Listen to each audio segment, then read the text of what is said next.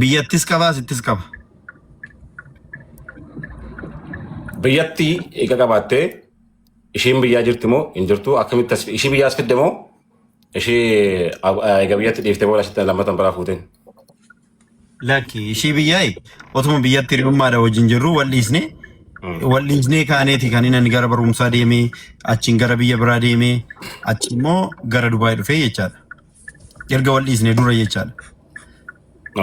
Ishiin biyyatti wajjin turte haadha manaa keetti moo wareema? Arawas hiriyaadha malee haadhama. Ishii jechuun haadha mucaa kiyyaati. Ishiin immoo haadha manaa minamina otoo hin taane akkanumatti hiriyummaadha wajjin turre. Mucaa irraa qabdaan? Ishiin garuu amma heerumtee mana qabdi daa'ima biraarree qabdi. Mucaan kee biyyeeraa? Maazarii kiyya bira jira sayyuu sirriitti jira. Amma achitti sirriitti na gaafadhuu barbaada. Umurii isaa meeqa? Waggaa 6 gara 7tti deemaa jira. Waggaa 7? Mana barumsaa barachaa jira? Sirriitti lammaffaa ba'aa bara gede tokkoffaa ba'aa waan nan irreebbamu. Biyyatti mucaa waggaa 7 qabdaa? Aanaa Dandii magaalaa Gincii akka ta'e barataa yuunivarsiitii akka ta'e nutti meera. Sanaan booda Duubaay garuu bara dhufe nutti nimne achirraan si eegala. Maqaan kee Jawusaadha. Kanaaf Jawusaan bara kam dhuftee as seentee egaa as seentee booda immoo maal dalagaa turte? Dalagaan kee maal ture bara jiraattetti? Tokkoffaa gaafin keenya tokkoffaa isa kana. Kan lammaffaa immoo dhimma jaalalatti ittiin sii dhufa. Tokkoffaa irratti bakka ittiin dhufaastu yoom dhufte bara kam dhufte maal dalagaa jirta amma maal irratti chaalenjii ati agarte maal inni bu'aan itti buufattee haga ammaa jiraatitti bu'aan itti buufatte biyya kana keessatti maal inni moggaasa maqaa kee kanallee maatiin si moggaase moo eessaa fiddee jecha dhufa sanas namoonni baay'een asitti koomentii kennaa jiranii tana poointii xiqqoo naa deebisiiti gaafii itti aanu siin gaafadha jechuudha.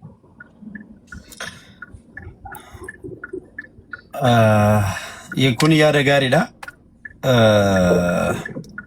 Jawusaan barka maal dhuftee isa jedhuuf yani akkuma isinitti hime dura akka yuunivarsiitii deebi'een buraayyuun ture. Asii hojiirran ture. Biyya sanatti haalonni tokko tokko waan ulfaataniif wanta baay'eedha. Isa sanarra irra deebi'ee kaasuun barbaadu. Kaasuu mitiitii yaadachuun barbaadu waan irra ture. Sana booda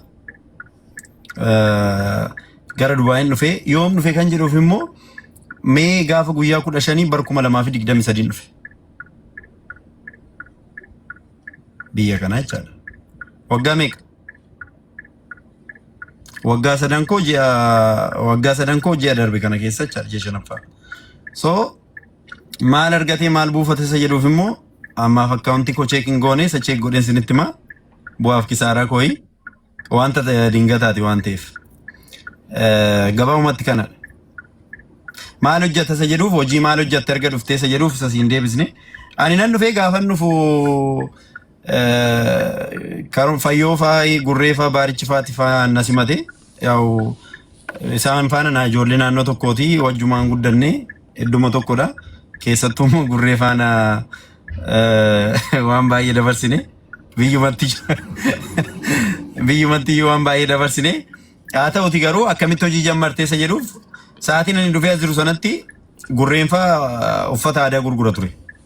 Yeroo ani biyya kana galu gurreen uffata aadaa gurgura baarichi akkasii fayyoon akkasii dajuun fa'aa hundi ijoolleen keenya hojii qabu ture. Kaza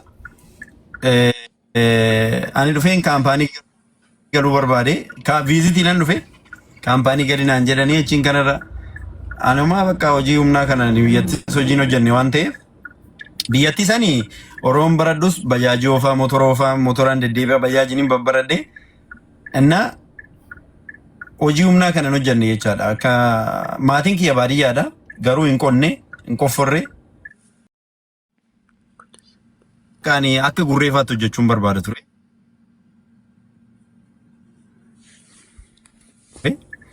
Garuu akkamitti akkan hojjeta viidiyoo waraabuun jedheen. Rakkoon qabu viidiyoo si waraaban sodaatin naan jedhe. Anis kunoo akkanumatti gaaddoon fa'aa viidiyoon waraabsanii waan garaagaraa hin barama gurreen fa'aas akkanumatti baran guyyaatti viidiyoo meeqa balleessu kootu viidiyoo waraabedhe. Achi yeroo jalqabaatiif Viidiyoo waraabeen akkam jirtu warri uffata aadaa barbaadanii akkasumas macaafa qulqulluu barbaadan na bira argachuu dandeessu jedhee viidiyoo sana poosti godhe. Achiin yeroo jalqabaati mucayyoon tokko Abu Dhaabiidha. Anaa fi hiriyaa kiyya tishartii irratti hojjechiisitii naa erginaan jette. Eshin jedheeni mucayyoon suni tishartii sana na hojjechiiste yeroo jalqabaaf gaganaa reef hojiitti seenuudhaaf kun jalqaba kiyyadha biyya kanatti. Kaza nan ergeefi garuu gaafa ani ji'a shanaffaa mee gaafa 15 biyya kana keessa seenee paaspoortiin kiyya immoo mee gaafa 17 ji'a 6 gadi ta'a. Ani paaspoortiin qabu jechaadha. Paaspoortiin kiyya irraa dhumeera. Fayyoon onlaayinii na guuchisee deebuu dide sababa nageenyaatii fi paaspoortiin adda adda citee ture na deebisuu dide. Haa ta'u malee garuu hojii hojjechaan ture. Hojii kana isaanuma irratti ilaaleen barii onnaa namni bariin ka'a laayiviin seenaa waanuma garaagaraan godha achumaan adeemsa keessa jireenyi itti fufaadhuma dhufe garuu qormaata gidduun dabarse sa'aatii sanatti waa'ee paaspoortiitiif jechaadha. Amma hojiitti galeera ji'a 3 minaamina na aareeffameera viizaan kooyi. Paaspoortiin kiyya waan naan deebineef aayidii hojjetachuu akka hin dandeenye natti himame. Malli inni qabu garuu qaraamaa keessan galu jedheen dhufeen ji'a 3tti Dubaayitti dhufeen ji'a 3tti gara Itoophiyaa deeme. Gara Itoophiyaan deeme gaaftiin inni gara Itoophiyaa deemu Inqutaatashidha. Inqutaatashii irratti gaafan biyya deemu boru Inqutaatashidha biyyaa'ii achiin immigireeshinii deemeen akkanannaa narra ayyaana waan ta'eef boru deebinaan jedhanii nan deeme. Immigireeshinitti deemeen gaafa lammataa gaafan deebu si barbaanna naan jedhanii maaliif na barbaaddu jedhanii baazawee ani duras ka ijoolleen akka ammaallee miti duratti ijoolleen naannoo kiyya jiran hin beeku dhimma siyaasaatiif jechaadha kan inni waan garaagaraa akkaataa sanaan na hubatu anillee akkas hin turre garuu siyaasa bakka dhimma siyaasa olii gadi oofaa ifin ani Dubaayiyyuu dhufee biyya garaagaraa deemee maatii kiyyaan inni bosona jira ijoollee waraanatti dabalameera fidi jechaanii turanii wanta akkasii ture achiin ani nan galee gaafan galuun barbaadamta jedhamee nan qabame.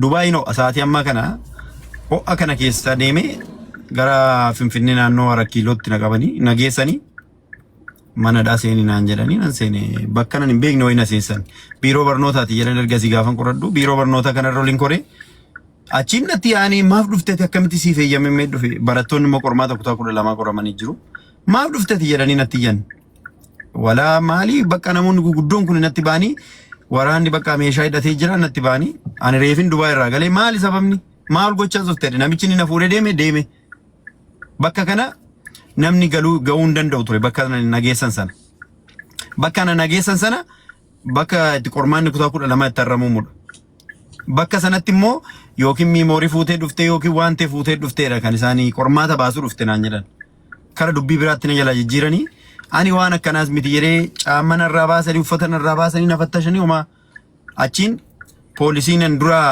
achi taa'ee turu sun nu argeerannaa namichi na fidee dhufu. Kunoo isa gaafadhu nama na fidee dhufe ani maqaa isaas hin beekun jedheen achiin inni mucaa Amaara wayiiti sabni isaanii akkanatti beelutu fidee dhufe lakkoofsa akkana nama hojjetodhaniini isa fidanii achumaan lakkoofsa 6 keessa isa dhaqanii fidanii hin beektan naan hin beeku naan jedhanii. Dhimmichi immoo dhimma mi'a waan ta'e Dubaay fiddee dhufteedha. Ani hin beeku naan jedhee achiin kanarra na fuudhanii ijoolleen biraazaroonni ala jiru turanii gara mana makiina na korsiisanii manadhaa na geessanii. Manadhaa nan galee gaafa manadhaa galu man goodaadha jechuun ijaarameetuma omtuu keessa hin jiru omtuu hidhamtoonni achi hin jiran omtuu namni tokko keessa hin jiru. Achiin nan seenee gaafan seenuun qorra bakka baay'ee qorra akka malee. Ijoollee machoofte kun alarratti nama reebdee ijoollee warra reebdee waan garaagaraa kana fidanii aayilaandii minaamina aayilaandii irran ta'anii aayilaandii bishaan keessa dhume jechaadha. Sababni isaa simma nurraa baasaniiru ani Dubaayin galee achiin kanarra nan dhiisee achuma irratti ganama ijoolleen dhufanii dubbisanii namni achi keessa hojjetu sun nama Amboo ture. Maaliif dhufte eessa biyyi keenyaan jedhee akkanan jedheeni maaliif dhufte akkana achiin akkaataatti na gaddiisan hin beeku karuma alaa namni dubbatee na gaddisiise. So achi viizaa xumuradhee immoo nan deebi'ee paaspoortii koo fudhadhee nan deebi'ee gaafan deebi'ee dhufu namicha nani viizaa itti kennadhee birrii itti kaffaladhee qaraamaa keessa na galche. Viizitiin koo ji'a 2 dhufe. achumaan ijoollee keenya ammaa kanaaf fakkeenya ta'a dubbiin kun. Karaama guyyaa 12 keessa galee birriitti kenne naa hojjedhu jedheen karaama guyyaa 12 keessa jira Abudaabiidha bakki nan itti hojjechiise Abudaabiin deeme gurree jennee dajuu jennee baarichi jennee deemne mucaa wayiillee namni achiin jira yaadatta miti gurreen achiin hin deebinee gaafa deebinu nan dhabe namicha dhabee sanitti bilbilaan oolee silkiinaa kaasuu didee ittiin waan hundumaa godhee naa kaasuu didee achiin nan deebi'ee gaafan deemu poolisiin na qabe karaa irratti. Karaarra dhaabbannee jirra poolisiin na qabe ani bakka gurree fa'iini ani nan gala waan ta'eef bakka uffata koo mana naa ergaan jedheeni. Achuun ammoo mana fuudhee yeroo sana kan odeeffamu poolisiin akkasii waan jedhamuuf nagaa achiin bakka nan deeme nagadhiise achumaan xumuramee jawween hojii isaatti hufee bakka hojiin kiyya amma nama fiduu waan garaagaraa kanuma kanaan irratti hirmaata kanaan booda waa'ee kiyyaa waan wal qabatu nan gaafatina. Nan gaafatina. Haa ta'u rakkoon qabu amma ati chaalenjii eegada biyyattillee amaayidhaa turte sana booda immoo Dubaay dhuftee jedhamte gaafa Dubaayis gaddeebitee si qunname haa ta'u chaalenjii ati agarte rakkina hojii wal qabatu eega Dubaay dhuftee rakkoo biyyatti si qunname malee asitti wanti sirra ga'een jiru. Egaa siraatte. Isammaa waan waggaa kana ni dabarse immoo atuu beektaa sinuu beektu waggaa kana immoo waan taamaa fi waan taamaa namni yaadamna jedheen dabarse jechuun ani jireenya koo keessatti ani dhameerasii reebameerasii waas ta'eera beekta jechaadha ceen garuu hunduma keessa immoo inni waggaa kana ni dabarse inni anaaf waan addaati. Safaana xiqqoo baay'ee walitti hin nyaannu. Kanaan alatti saamiin yoo taate kaleessa deengadanuu wajjin jira aceen bireen akkasii hundumti keessanuu jechaadha. So hiriyaa qabdaa waan biraadha manaa qabdaa waan biraa garuu immoo sargiin mootoon godhadhee isin hin dhoksu yoo immoo gaafa qanii immoo baranas haa ta'u bara geris haa ta'u gaafa waaqni eeyyama eeganumaan gadi isinii baasan jedha. Sargiin dirqama nuti hirmaachuu hin qabnu namni tokko qubeellaa kaawwatee bakka tokkotti jiraachuu hin danda'a. Nuti kan barbaanne si waliin ooluun sirriidha. Kanan si waliin ooluuf ani ijoollee dubartootaa yookaan immoo haadha manaa kan kee ansi bukkeetti wanta hin agarree fi gaafiin uummataa immoo jawwisaan aga ammaatti moodela waan ta'eef moodelistii keenya waan ta'eef fuudhicha barbaachisaa namoota baay'ee jedha.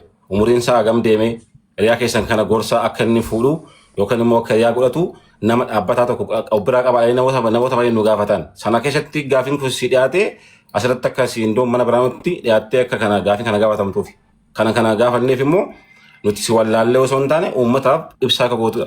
Kanaaf jawwisaan kanaa booda nama akkamiiti nama qubeellaa godhachuuf gara fuulduraatti deemudha jenneetu kun uummatatti ifa goonaa jechuudha.